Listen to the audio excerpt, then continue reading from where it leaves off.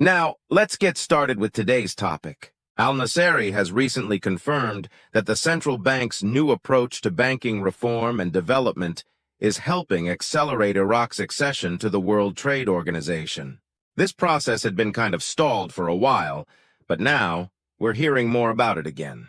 It's curious timing, especially when you consider the ongoing discussions about monetary reforms and the goal to restore the Iraqi dinar to its former strength. A lot of attention has been given to this issue lately, and it's no surprise that people are talking about it more than ever. At this point, have you ever wondered what really happens when you exchange currency at a bank? Specifically when you're exchanging Iraqi Dinar, IQD, for US dollars? When you walk into the bank to exchange your dinars, will you see the money show up in your account instantly? Or will you end up waiting and feeling anxious as you watch the clock tick by? Well, in this video, we're going to pull back the curtain on currency exchanges at the bank and help you understand how it all works. This is important information, especially if you're planning to travel or if you're managing your finances, because it can save you a lot of stress and confusion in the long run. So let's start with the basics. When we talk about exchanging IQD, we're talking about the Iraqi dinar, the official currency of Iraq. Now picture this. You have 1,000,000 dinars and you head to the bank ready to exchange them for US dollars. What happens next might surprise you. When you ask the bank to convert your IQD into US dollars, you're not going to walk out with stacks of cash. Instead, the process is a little different. The bank will handle the exchange electronically, meaning they'll transfer the equivalent amount of dollars into your account. So for example, if you're exchanging 1,000,000 dinars, you'll receive the equivalent in dollars. But it will all be in electronic form, not physical cash. Now you might be wondering, how fast does all of this happen? Well, let's break it down step by step. When you approach the bank and tell them you want to exchange your IQD, the first thing they'll do is confirm the current exchange rate. This exchange rate can fluctuate day to day, so it's always a good idea to check the rate before you go to the bank. Once they confirm the rate, the bank will proceed with the exchange. Since the transaction is done electronically, they don't need to count physical cash. They simply adjust the numbers in their computer systems. Most of the time, this means the funds will show up in your account almost instantly. However, there are a couple of things you need to keep in mind. If you're exchanging a large sum, the bank might need to do a bit more checking for security reasons. This could result in a small delay, but generally it's just a matter of minutes. In other cases, if the bank is particularly busy or if their systems are running slow for any reason, there may be a slightly longer wait, which can be frustrating. To avoid unnecessary stress, if you're in a hurry, it's a good idea to call ahead to check on potential wait times. Another thing to remember is that banks can charge fees for currency exchanges. These fees can vary depending on the bank and how much you're exchanging, so it's always a good idea to ask about any fees involved before you finalize your transaction. A helpful tip is to set up online banking so you can monitor your account in real time. That way, you'll get a notification as soon as the funds are available, and you'll be able to access them right away. Once the funds have been credited to your account, you can use the money however you like. You could transfer it to another account, withdraw it as cash, or even make payments directly from your account. Just remember, since the funds are in electronic form, you won't be able to hold physical cash until you choose to withdraw it from an ATM or your bank. The shift towards electronic transactions has been growing, and it's becoming increasingly important to understand how these systems work.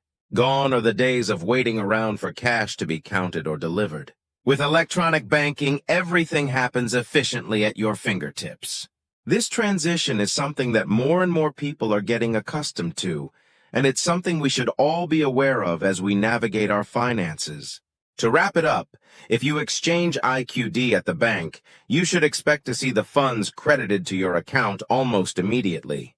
Of course, there could be a minor delay depending on the situation, but overall it's a pretty smooth process. Now let's move on to an interesting concept that's been gaining a lot of attention lately, a rate release. In simple terms, a rate release refers to an adjustment in the value of a country's currency. For Iraq, this could mean a significant change in the value of the Iraqi dinar. But why does this matter? Well, many people have invested in the Iraqi dinar, hoping for an increase in its value. So when news like this comes out, it creates quite a buzz. There have been reports from my contacts in Iraq, people who live and work there and are in the know, that major discussions are happening. These aren't just random tips or hearsay. These are from people who are closely involved in the situation and have their finger on the pulse. It's exciting news, but it also raises some important questions. Why is this happening now? Several factors affect currency values, including political stability, economic growth, and government policies. Recently, Iraq has been making significant efforts to stabilize its economy, especially after years of conflict. This groundwork could set the stage for a rise in the value of the dinar, as the country focuses on rebuilding and modernizing its financial systems. But what does this mean for investors? If the value of the Iraqi dinar goes up, those who have invested in it could see a return on their investments. But it's important to keep our expectations in check. The currency market can be unpredictable, and there have been false alarms in the past. So while there's optimism, it's essential to remain cautious and not get too ahead of ourselves. If you're thinking about investing in the dinar, here are a few things to consider. First, do your research. Stay informed about current market trends and review historical data. Even small shifts in the market can have a big impact on the value of the currency. Next, think about your investment strategy. Are you looking for long-term gains, or are you hoping to make a short-term profit? Your strategy will influence the decisions you make. And don't forget to keep an eye on the news coming out of Iraq. Political or economic changes there can directly affect the dinar's value. Finally, think about the level of risk you're comfortable with. All investments carry some degree of risk, and it's important to assess your own risk tolerance before making any decisions. You want to make sure you're making informed choices that align with your financial goals and comfort level. One more thing to keep in mind is the power of community. Engaging with others who are interested in the dinar can be incredibly valuable. Whether it's joining forums or social media groups, these communities can offer great insights, share experiences, and help you stay informed.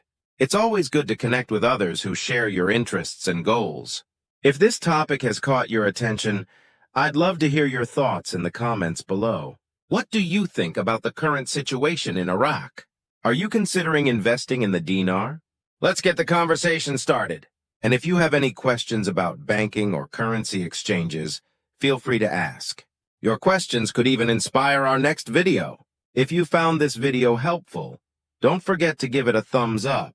Share it with friends who might be curious about currency exchanges. And of course, hit that subscribe button for more great content. Thanks for watching, and I look forward to seeing you in the next video.